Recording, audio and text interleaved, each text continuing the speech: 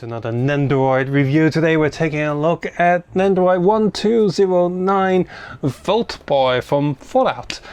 And yeah, this is pretty cool. As unexpected, and from announced date to what we have in front of us, that came out pretty quick. So that's pretty cool. On the side of the box, it shows us a few different poses and stuff, and we might have to address this because this was never an official Vault Boy design or perk design or whatever. It was a custom or altered image by a fan online. I guess I put his name in somewhere, and there was a thing like a month ago or 2 months ago where people online were like, "Hey, Bethesda, you messed up again because, you know, you should be crediting this online artist or whatever for his altered design and all that." And honestly, I think this is like, you know, 50-50 Bethesda's fault and 50% Good Smile Company's fault, because they probably just searched for Vault Boy designs online, saw this one, liked it, because this one looks very close to the official one, and then Bethesda looks at that and go, "Hey, that looks pretty cool, let's just approve it," or whatever, without checking if they actually made this design or not. But here's the thing, it is still Vault Boy, it is still the property of Bethesda and, you know, and Fallout and all that. So I mean, it would have been nice if they credited the guy who did this, but it's not really a big deal. And if I were the artist, I'd be a little bit bummed, but at the same time be like, well, hey, at least my design is on a commercial product that lots of people would have on their hands. You know, you get some comfort from that. So whatever the mentality is of the designer, just have some joy that your design is bringing happiness to a lot of other people, including myself, because that middle finger face is probably the default stand this figure is going to be after the review, so yay. So anyway, this is that newer type of box, which I say newer, they've used it for a while now, where it's much smaller and more compact. In fact, it's so small even that most of the accessories are just in this little baggie in the bag that it was taped down to the tray. So whatever, and we also have the instruction sheets in there, whatever. Opening the top tray, we got these plastic sheets protecting the face prints, I guess. And I think it's a little bit of overkill because these are very snug and in there, but there's also a sticky sort of bit of plastic there holding these accessories in place. But yeah, definitely overkill.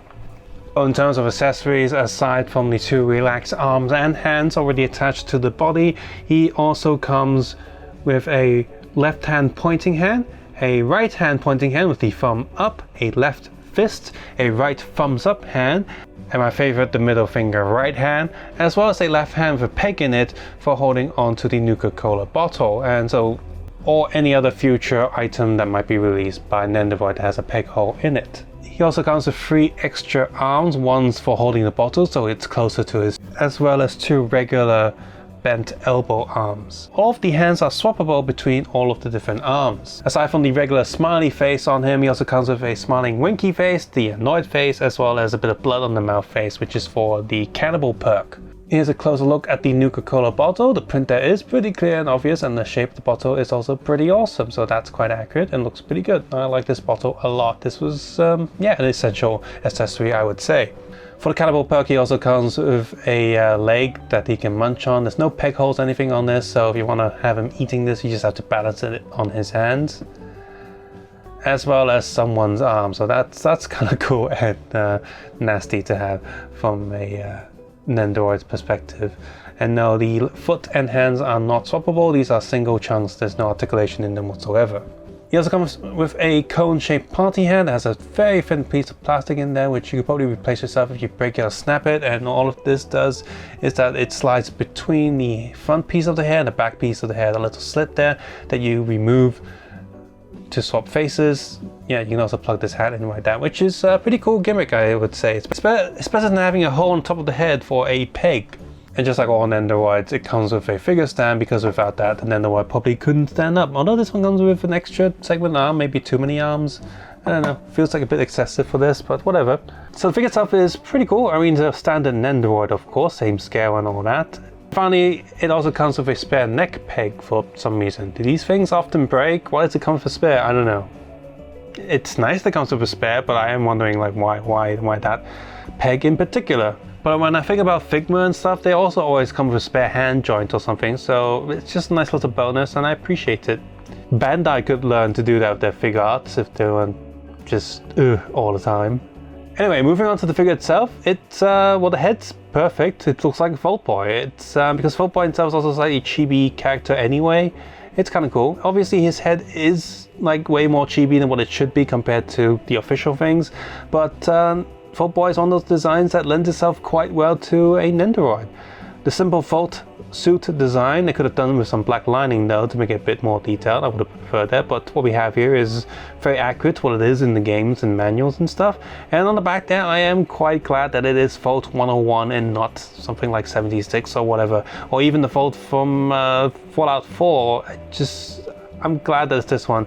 This is the first Fault from Bethesda games, and Fallout 3 was a decent game, and since this is the first one by Bethesda, I'm glad that it is this number. In terms of articulation, it's got that, you know, round peg and swivel and stuff, so if you want to like rotate its head sideways and stuff, you're going to have to move the peg into the right position. Would have been cooler if it was a ball joint, of course, but what we have here is decent enough. Single pegs for the shoulders and single pegs for the hands, so almost no articulation. Very, very simple. Hip joint there does rotate, and in fact just pops out like that. And yeah, so you can actually see the pegs there for the feet. So again, if you break any of these pegs, they are quite easy to swap and change out if you ever need that. Just peg and swivels for the feet, and yeah, just peg and swivels for the legs and nothing for the feet. So obviously not too much going on there. So let's plug him in, and you know what I mean by excessive stand peg? Like, why is that so long? Why? That's just ridiculous. So I'm just going to demonstrate a few things of these accessories and stuff. So I'm just going to pull his hair out and his face out, and give him the annoyed face because that's my favorite. And of course, Nendoroid always sells accessories, extra hands, extra bodies and stuff for their Nendoroids and whatever. So and it does feel like that all of these joints are interchangeable. So the more Nendoroids you have, the more clothes that you have for them. You can, you know, do different swaps outs and stuff. That's pretty cool. So I'm gonna give him that, and then for this hand, I'm not gonna thumbs up. I'm gonna give him the middle finger. So this Fault Boy is gonna be at a really terrible party. So I'm gonna put that in. It's got the middle finger, and it's got the drink. The hair up just a little bit. Let's stick that party hat in there. And I guess someone died, that's why he's annoyed, so we put these accessories there as well. Let's see if I can, yeah, that's kind of cool. So, there you go, there he is, annoyed, drinking a Nuka-Cola, which is probably the only thing he's enjoying, with some dead body parts around. So, yeah. So overall, as an Nendoroid figurine, I quite like this a lot. I don't tend to like chibi stuff too much, but because this sort of fits and matches the tone of the original like Fault Boy character, yeah, this is pretty cool. Just like how I picked up the Kirby Nendoroids because, you know, it looks like real Kirby, there's no Nendoroidness to it. Or just like how I picked up the Wind Waker Link because the character is chibi to begin with in the video game. So again, that fits very well with the Nendoroid design. I think the accessories that come with it are pretty cool. Would have been nice if it also came with somehow some bottle caps maybe, or maybe a pit boy for him. I know Fault Boy himself never had a pit boy on his arm, but you know, it's a Fallout product. Would have been nice. But overall, for the price I paid. But overall, for the price that this thing goes for, I am very happy with what we have here. I like the accessories, I like different facial expressions, and if they were to produce more Fault Boys based on different perks, I might pick more of them up. I like Fallout a lot, and I think this is a nice cutesy little figure that would go nicely on my desk at work. Here's the thing though, when they first announced this, I was like, oh cool, Good Samao Company got the rights to produce toys for Fallout. Does that mean it's going to be Figma, like Fault Tech people, or power armors and all that? That would be really cool, but we're not getting that. Instead, 1000 Toys have previewed and announced their power armor figurine, which I'm also quite excited. That's going to be quite kind of expensive, but the quality there, based on the Devil May Cry Dante figure, which I reviewed on this channel, is excellent. So I expect their Fallout figure to be excellent as well. Definitely better than whatever Funko gave us. That's just embarrassing compared to other figures out there. The two Skyrim figures and the two Fallout figures that Funko made, those were poorly made. Just no. So I'm very glad that 1000 Toys picked up the rights, and I look forward to picking that up as well. As for Fallout in general, I have no hopes for future Fallout games because of what 76 has done. So at least the toys are still kind of nice.